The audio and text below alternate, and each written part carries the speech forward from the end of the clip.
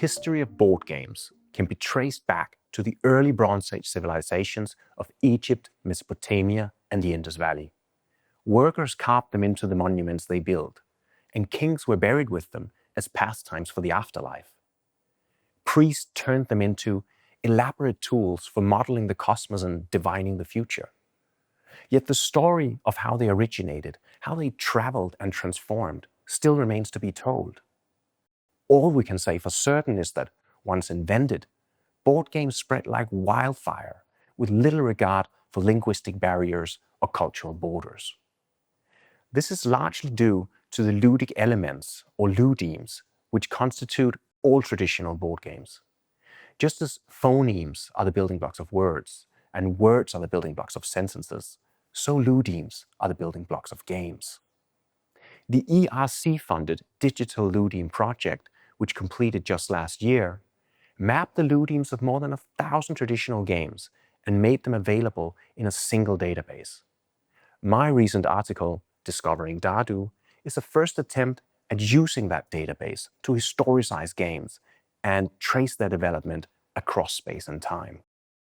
The article explores the ludemic properties of a previously undocumented board game known as Dadu.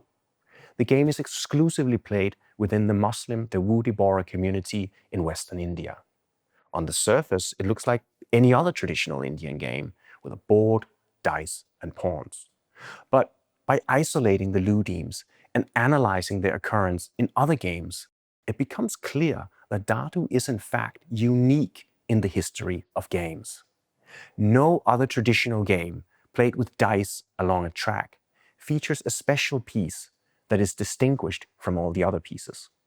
The closest equivalent is found in a family of board games known as Tarp. Now, we know that the Bohra community first formed in Yemen in the 10th century, and that it only migrated to India in the 16th century.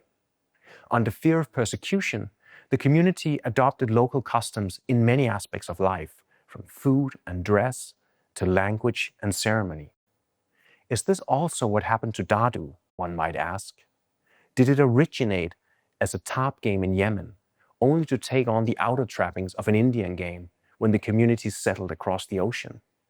A story of travel and transformation that would not only explain the presence of a rare West Asian ludeme in a South Asian game, but also the enigmatic name of the game itself, not by deriving it from the obvious Portuguese dado, meaning die, but from the more obscure Arabic dadu, meaning play.